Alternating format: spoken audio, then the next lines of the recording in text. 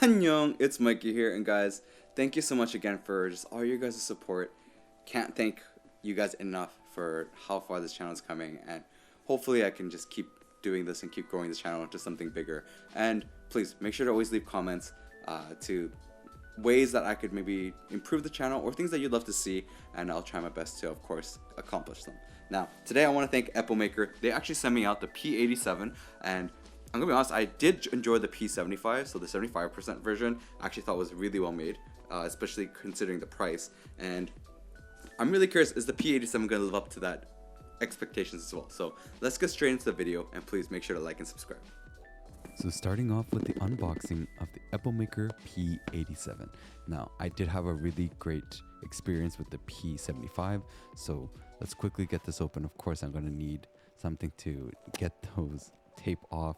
I couldn't find my exact knife at the time, so I actually had to use a pair of scissors, anything to just get that tape completely cut off. Now, as you can see, not so great at it, but we finally got it done. Now let's open it up, take a look inside. See, as soon as you open it up, you can see that there is a manual from Epomaker. I feel like they provide a really large manual with a lot of stuff in it.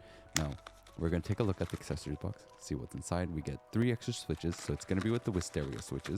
As you can see there, we have a tool, so they provide a tool to open it up, a braided cable, and a switch puller and keycap puller. So you're getting quite a bit from this box. Quite impressed. We'll put that all aside now and truly take a look at what's inside and what this board looks like. Now, as you can see here, this is a full aluminum build. So it is a full aluminum build, and it's a TKL.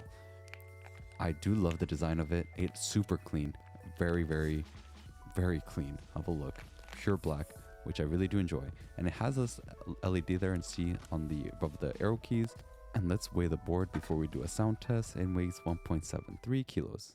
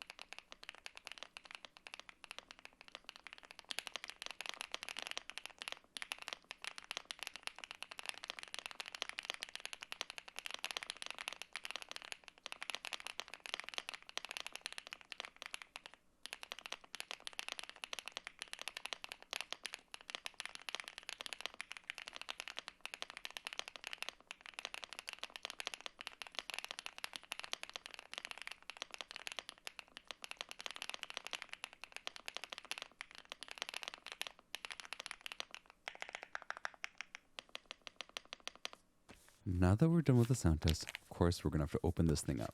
So we're going to do a full teardown. I noticed that the specific screws for these ones is actually one of those hexagonal ones. So I'll change up the tip, and we're going to remove all 6 screws. So there's a total 6. It's going to be on the corners and then in the middle. So remove all of them, and please get the lid off. Now, as you can see there, that's where the LED diffuser is. And you can see that this is the top gasket. So this is the top plate. And of the case, and it is actually quite thin, but it is really well made. Gotta admit that it is a really well built board. And as you can see below, I'm gonna have to remove the cables just to see what's inside. One thing I always am concerned about when I'm removing these data cables is if I'm going to break a pin. I've actually had an experience before where I did break a pin, and it was a really big pain to actually unbend the pin. Now, we got the cable out, and we're going to take a look to see at the bottom. So you get a 4,000 milliamp hour battery, and you see that there is a USB controller there, which is really great.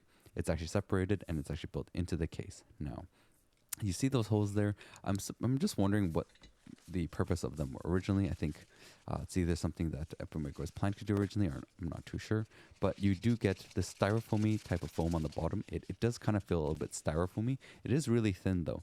It's like one of those foams that you get like when you do a project when you're in high school. And this is going to be more of like a static foam, just to anti-static foam. And it's quite thin as well. So you're not getting a ton of thick foams in there. You also do get the socks on the plate itself for where it's going to be sitting between the top and the bottom of the case. And you also get a foam in between the PC plate as well as the PCB. Now, I do want to give you guys a sound test of what it sounds like without any foam.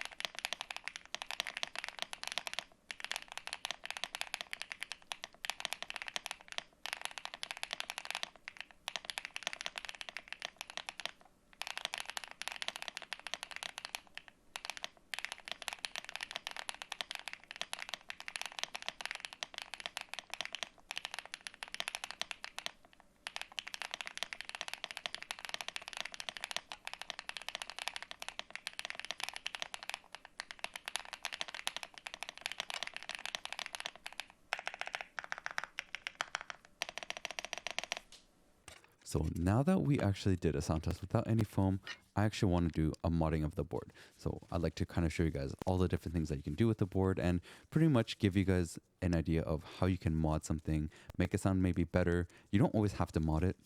Lately, I've actually been finding myself wanting to remove mods because natural keyboard sound just sounds usually good. And if a keyboard's well built, you don't have to mod it. It's already going to sound good. And a lot of boards nowadays are actually coming really built really well. But simple thing for this one is because there's not a lot of space available. I'm actually just going to do a tape mod. So I'm going to do about 2 layers. I feel like that's pretty much all that's necessary. You could do more, of course, if you really want that deeper thock, but I think 2 layers is just enough. So we're going to fully put this board back together now. I have to make sure to put all the cables back in. And this is one of the things I also like to check to see as well as how difficult is it to put it back. And it wasn't hard at all. So really great to have that simplified. Now, putting all the screws back on, as you can see there. So it's in the corners and then you have the middle 2. So total 6 screws again. And I thought the space bar on this one actually didn't sound bad. It didn't have like a really bad hollow sound. Sometimes you get keyboards with the space bar is just really not great, like with a hollow and a tinging.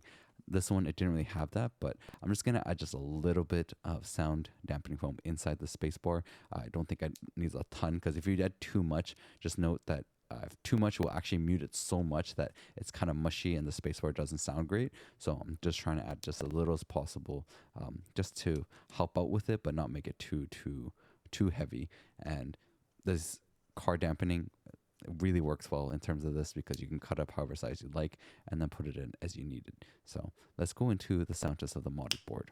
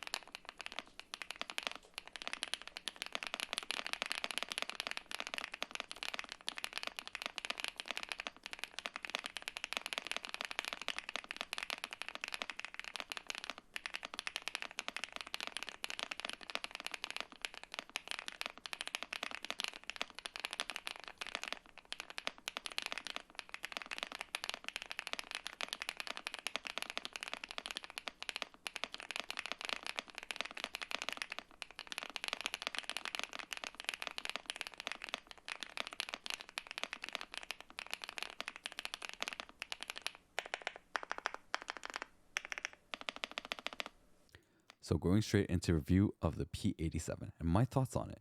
Now, my opinion's not going to be same as everyone's, of course, but taking a look at this full build, you can see that it is incredibly smooth. So I'm trying to bring it close to the camera so you can kind of see how smooth the material is and how good of a quality the board actually is. Epomaker really did a great job with this P series. Like the P75 I felt was an incredibly well made quality board, and the P87 is pretty much like a copy of that but a TKL version, and I really enjoy how this was made. Like it feels incredible. The quality of this build is quite impressive. I gotta admit, especially when you're considering the price, which we'll go into a bit later. You do also get a USB dongle slot, which is great. I know some people aren't going to agree with me on this. I do appreciate it though, because it's just easier. I like to remove my USB dongle sometimes and switch computers often, and it really helps that way. You also get like those switches for the US 2.4 and Bluetooth modes, and you also get a USB-C port. Now, going through this build, I really did appreciate it. It doesn't sound too loud in an office space. I really did like how it sounds, this is how it felt. As you can see, one thing though to note, just be careful with the spacebar. Switch will get pulled out pretty easily on there. Now, I want to give you guys a closer look at the stabilizers. So this is a plate mounted stabilizer, which I feel like most companies just are doing nowadays. Is pre-builts are usually coming with plate mount stabilizers. It does come pre-lubed though, so Epomaker does put quite a bit of lube. Actually, there's a lot of lube in there, and I think it does help quite a bit. I'm hoping you guys can see that, but it is pre-lubed. So let me just let you guys hear it really quick.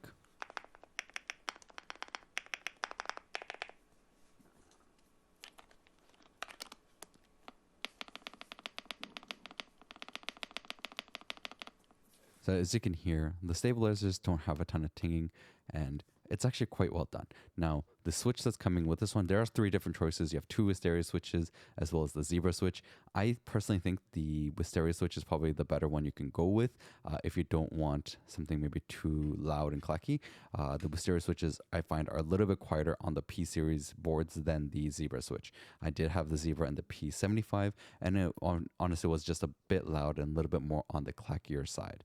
And some of the Zebra switches also, I don't know if they fixed it, but before it did have a little bit of a weak, fragile build to it. And as you can see here with the Wisteria switches, it does have some stem wobble. You will be dealing with some stem wobble with this one. It's not horrible, but you can definitely see it there and you can definitely feel it a bit. So keep in mind, there will be some stem wobble compared to, say, the Zebra switch, which is actually more of a box stem, so you won't actually have that issue. Now, as I said, with these Wisteria switches, using at the office, I didn't find that it was too loud.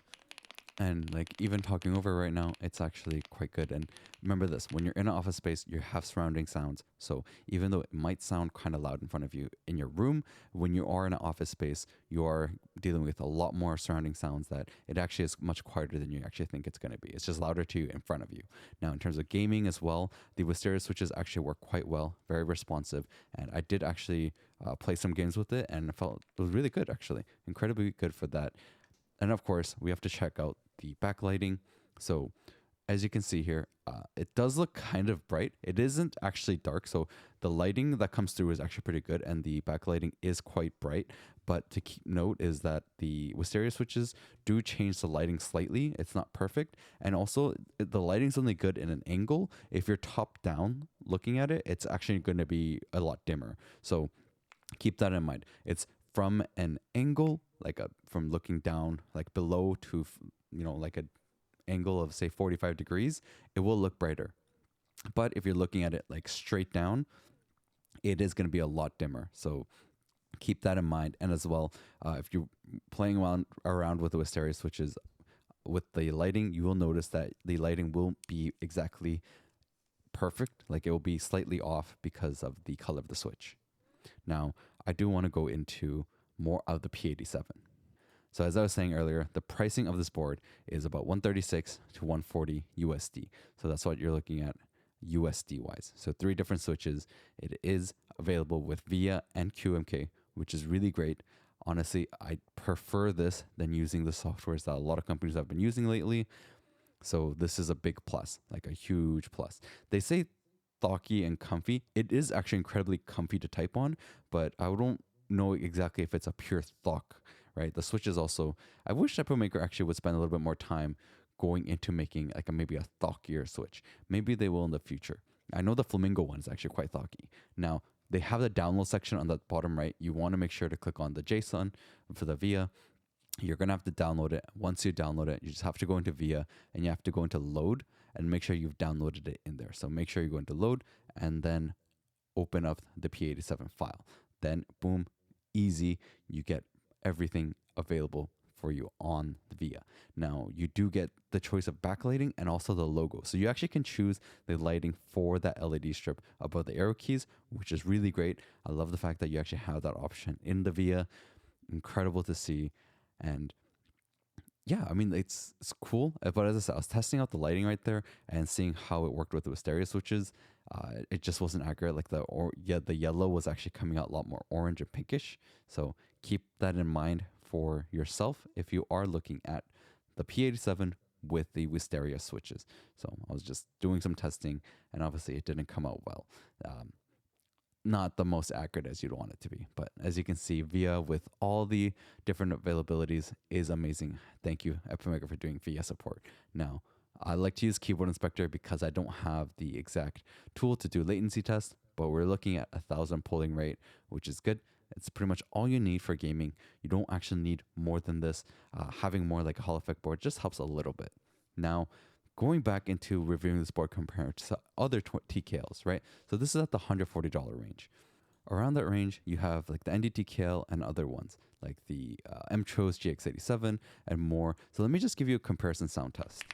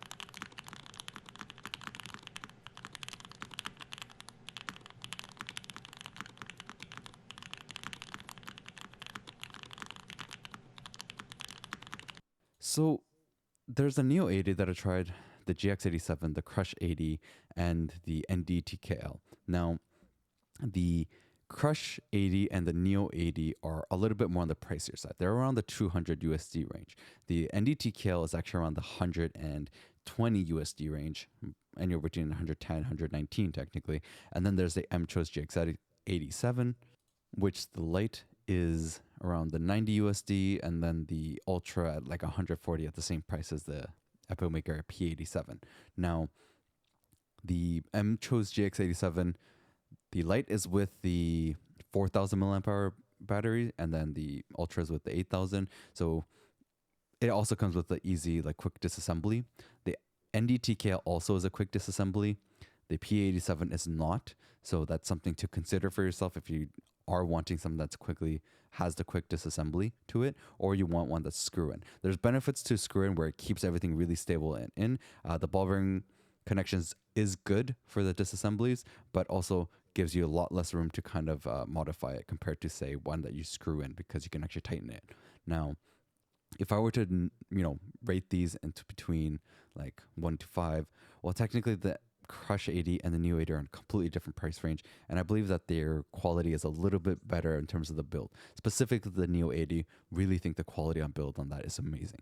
Now, the P87, I think this one goes above the NDTKL, in my opinion. I just think that the build quality on the P87 was done a little bit better than the NDTKL was. I also appreciate the volume knob and the VIA support. I think those two combinations together really makes this above that the Mcho's J87, I think I'd put that above this one though. But I'll have the link in the description. You should really go check this out, as it is a really well built board. Now let me know down below in the comments what your thoughts on the P87 is. Does it live up to your expectations, or did it live up to my expectations, you might be wondering. And honestly, it was kind of half and half. This thing was with the P75 that I wasn't a big fan of was the switch, the zebra switch. This one, they sent it to me with the wisteria switches, which is was nicer. Definitely, I think the wisteria switch was a little bit less clacky. In general, this board is very good for clacky sounding switches, and I do wish though that Epomaker had a little bit more thoughtful ones. I think maybe with the flamingo would have been nice, and of course, you know, the flamingo one's a little bit deeper switches. I think in general Epomaker makes decent budget switches. Actually, I say decent, but it would be nice if they actually kind of went more into switches and maybe made a lot nicer and newer switches. It would have been really cool to see them actually take that step into it. But I mean, for the price range, right, in terms of the quality of the build, I think this is a really well built board in general. You can't really go wrong with one of the P series from what I've experienced so far. So you can go check out the links in the description for the P87, and of course I'll have to catch you guys next time, and please go check out the other videos I got.